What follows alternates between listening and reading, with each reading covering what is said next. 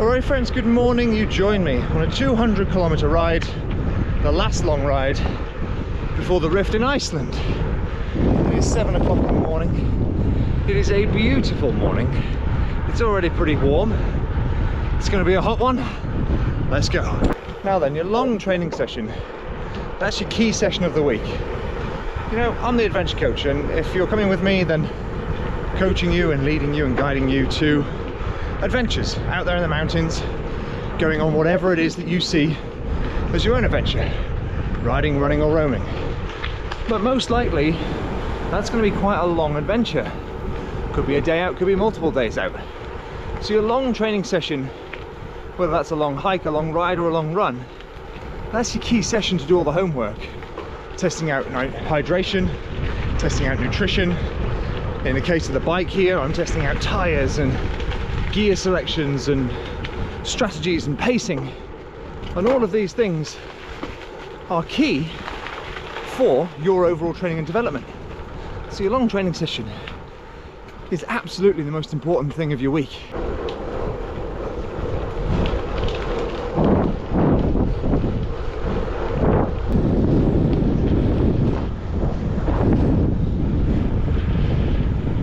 I'll tell you what friends, those who know me know that I do love getting up early, getting out there and get my training session in the morning. Definitely not an evening training kind of person. I just can't do it.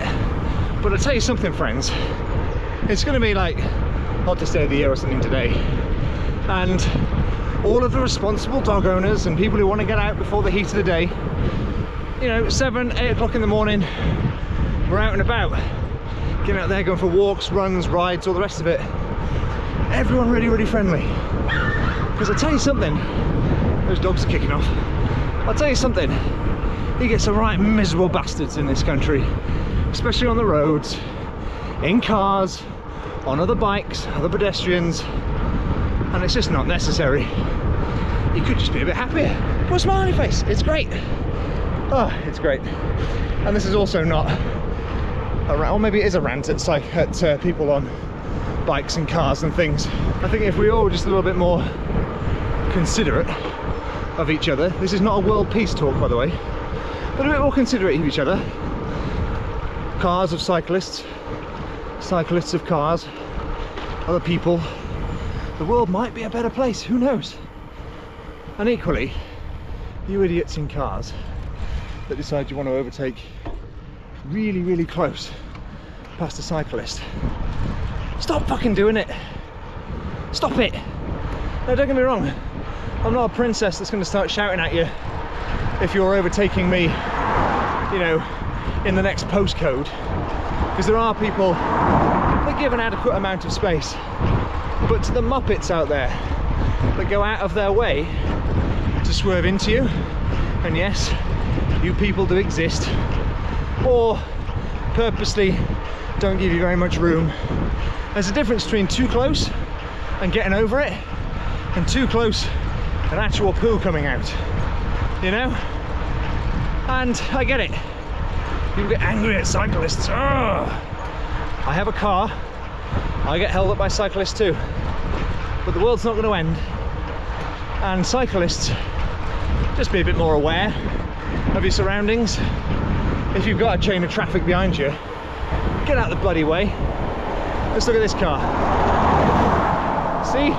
Overtook perfectly adequately, and nobody was sad about it. So, it is possible to not be a dick, but it does take a little bit of effort. So maybe if you're one of the miserable people out there on the roads, bloody well cheer up, will you? This is a beautiful stretch of road next to a great big estate over there. Oh, absolutely lovely and quite quiet. Now this is mostly road riding today. Obviously the rift is completely gravel, but there are two things that I dislike. Number one, I'm not a big fan of riding on roads, but number two, I don't like having to travel particularly far for my training rides, as in like I don't want to drive somewhere really to find good gravel. And where I live, it's a bit of a mission to get to some good gravel. So you have to take the rough with the smooth, I guess, quite literally, and mix the two together. So today, predominantly roads, predominantly almond croissants and coffee, but nonetheless, a fantastic day in the sun on two wheels. Always a good day. Well, just had a relatively unexpected flat tyre, which is never fun, is it? Especially when you're running tubeless, but there we go. But we are coffeed and we are croissanted, which I really think is the only reason I like doing big long cycles, because it facilitates my addiction to coffee and almond croissants. Now this is the last long ride before heading off to the Rift in Iceland next week, actually, for a very whistle-stop tour of Iceland. Now it's a 200-kilometer gravel race and it's on Saturday next week. I'm flying out on Thursday really early, and because it's just really expensive in Iceland and I couldn't find accommodation for less than £1,000 for the week. I even looked at a van.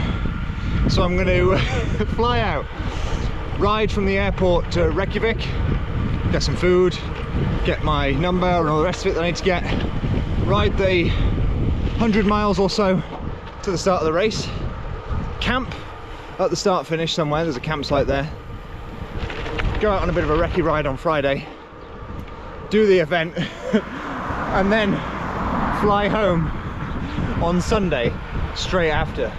So the only issue in my plan is the 100 miles between the finish line and the airport. I might look at trying to take a bus just for speed, but I have a feeling if it's going to be a really long ride, it's going to be straight through the night to get there, because my flight is leaving the airport at 7 AM. Oh dearie me. It was like that or the following Tuesday, and the reality is it's just a bit too expensive to stay for that long, really. Well, there we go. Here's the long ride for it. I have cycled many different places, many different countries, but the Shropshire Hills and the Welsh borders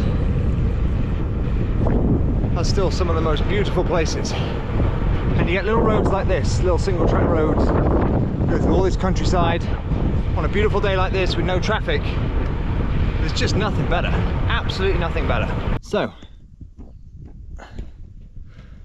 it seems I have a slow but consistent puncture. So my tyre seems to be just going down. So, ready for an obnoxiously loud pump. This is stop number 2 of the day so far for this.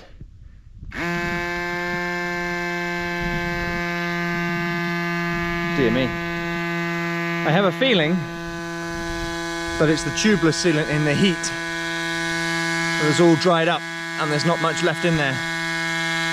So I'll be passing a bike shop in a bit. I'll just get a little sachet top up and see if that will help. But at the moment I seem to be getting 40 or so K down the road before I feel any form of difference, so that'll do.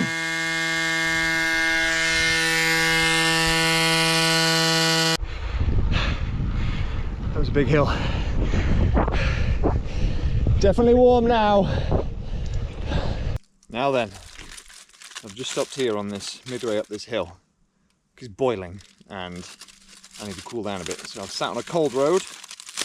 Let's talk nutrition. Now, in the pack here, I have a water bladder, but it's an insulated one, which I never really thought, is it worth it? I'm not sure, but I got it and I filled it up with electrolytes this morning. So I've got Voom electrolytes and I've gone for like a quadruple dose in this for 2 litres. And then I got the insulated bladder and I put it in the freezer after I had done sort of filling it up, and it stayed in there for the best part of maybe an hour to an hour and 15. And then this is a sort of insulated tube, but as much as it's kind of not ice cold now, we are 3.5 hours in and it's still cool, which is nice. So I've got hydration in here, and then the bottles on the bike, I've got 2 750ml bottles. Both of those have got a Voob carbohydrate mix in, so that when I do stop at cafes and bits and pieces, I can smash iced coffee. Let's get that out of the way. I can smash iced coffee and cold water because I just get a hankering for fresh, cold water and something like watermelon. But let's talk nutrition. Now, I'm all about sports nutrition, and in my little handy pack here, I do have lots of Voom bars and things with caffeine and electrolytes and lots of sugar and all the rest of it. But last night I played a blinder, went to Tesco's, bought a £2 pizza, cooked that off, and then I have that in strips. And let me tell you, there is no nutrition in the world for adventures like this that is better than pizza. I mean, it's beautiful, but it's steep and hard work. We're still going.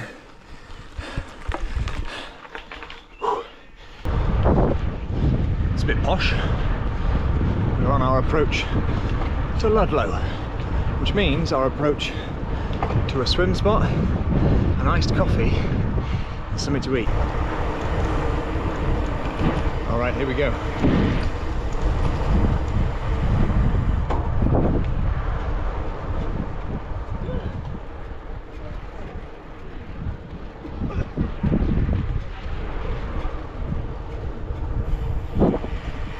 Iced coffee time.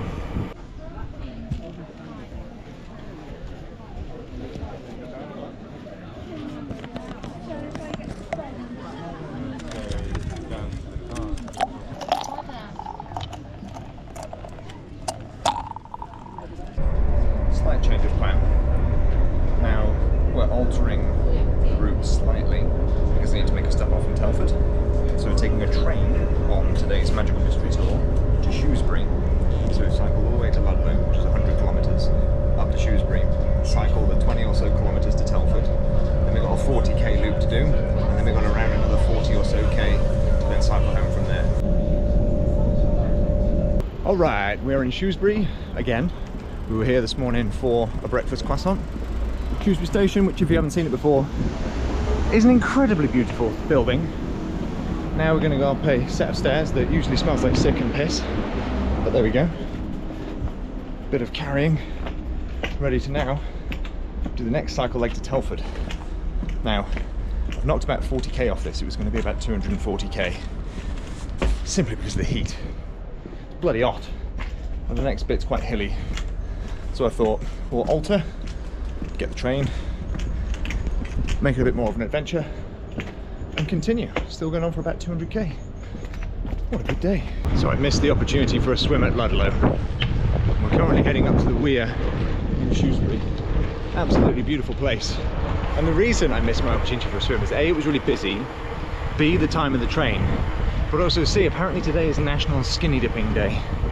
And let's just put it this way, the world doesn't need to see me skinny dipping, so I'll save them from that and maybe go for a swim later. I think it would be prudent to mention, obviously it's very hot today, and when it comes to doing your training in the heat, there are certain things that we've got to accept. We've got to accept that maybe you're going to have to split your session in half, do it half in the morning and half in the evening, so that you're using the cool times of the day. Maybe you're going to have to cut it short. You're also going to have to accept that you might find it harder than usual, because yes, okay, 30 odd degrees isn't the hottest day in the world, and of course there are athletes in much hotter parts of the world that are still training, but the difference between us Brits is we ain't used to it, and because we're not used to it, it makes our body work harder, makes us more tired, and the last thing you want is to be, you know, facing the issues of heat stroke, exposure, frustration, all the rest of it, because there's no point in getting that and pushing ourselves too hard. Now, I know I'm out here preaching to you at 3 o'clock in the afternoon, approaching the pinnacle heat of the day, but I've got ice in my water bottles, and I'm personally going cafe to cafe as best as I can. But I've had to cut this day short as well, because that's how we have to deal with it. And it's not a big macho thing to have to be here and do big sessions in the heat to force us to do stuff. the end of the day, we still need to have fun. We still need to enjoy our sessions. And we also need to be safe. And yes, you can argue that adventure is all about that controlled exposure to risk, but that's just it, isn't it? Controlled exposure to risk. And that means putting your sensible hat on every now and then, and not overdoing it in the sun. Same with running. You know, hydrate. I showed you the tip earlier in the video of putting ice in your water bottles. I just ordered an ice latte and an extra cup of ice, put that ice in my water bottles to cool everything down, which was absolutely wonderful. Obviously stopping maybe for a swim, missed today's swim, but that would also help. Loads of water. And the thing about water as well is rehydration isn't just quantity of fluids, it's the quality. Something called the osmolality of electrolytes in your fluids. And that's where you really do need to make sure that you're getting good solid electrolyte mix. Which is why, as I've said earlier, oh, we're on a hill, fantastic. I've got to try and keep talking up a hill. Why I said earlier that when it comes to it, I've got quadruple strength electrolytes in my back here, carb drink in the bottom, and then I'm going to drink loads of water when I make all my stops as well. So just a bit of a, not necessarily a reality check, but just a small safety point. Cruising down one of my favourite bits of gravel that go through Shrewsbury, which is the old canal path. And there are parts of the canal here in the trees that used to link the River Severn to the flax mills. And we've kind of kept this track, which is really nice because it means you kind of miss, well, what is arguably a rough end of Shrewsbury, and you miss the roads in place for a lovely bit of gravel that goes straight to Ormond Hill, onto a cycle path, straight on through to Telford. I mean, it was going to happen eventually, but it looks like the heat has brought the dickheads out. Drivers that decide to give you zero space because they're completely impatient. It's a real bugbear of mine. But there we go. Some people are just stupid. After a little bit of random back alleys, we're onto cycle paths, and we've picked up a straggler. On our way, for me it's feed station number 3. We're on our way for something cold and wet. Alright, so we've got through the super urban area of Telford, which, I'll tell you something, is the most stressful place to ride a bike. To this, which is significantly less stressful, on an old rail line that goes to Ironbridge on a path called the Silkin Way, which is far more like it.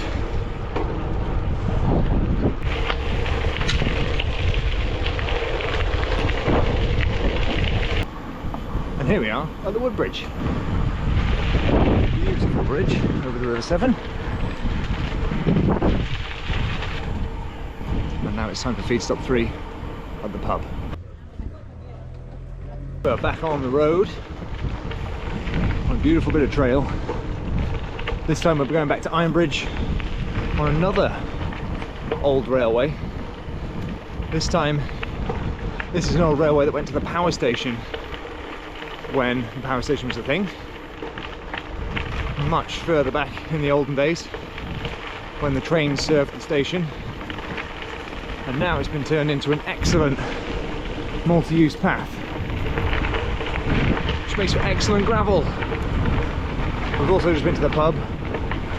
Alcohol-free beer, Coke and water, a pint of each. Never been so hydrated in my entire life. And we're good to go. And here we have the Iron Bridge, quintessential Shropshire.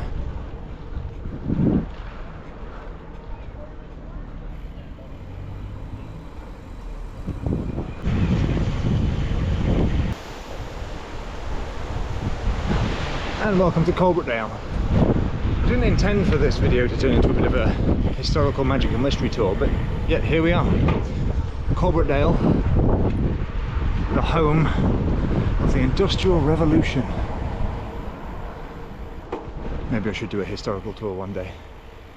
Anyway, there's a junction here, so I've got to go. Now it's probably worth at this point talking about what a quality long training session looks like. Now the whole point of doing these long sessions is to drill moving for prolonged periods of time, and you are practicing nutrition strategies, pacing, how your legs feel, whether your cardiovascular system can handle the distance as well, and also in this case how the bike fares.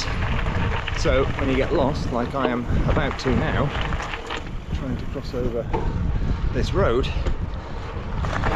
then what you end up doing is getting more of an extended stimulus for long and slow training, which is a very key part of building something called aerobic capacity, which is your ability to go further and longer. So in terms of this, we've got about 100 miles. It's a good quality long training session, only made better by an alcohol-free beer, cake, chips, and a little bit of pizza en route. And that is that. Long ride done. Last long ride before the rift, interspersed with plenty of breaks. Done. Thanks for joining me. See you next time.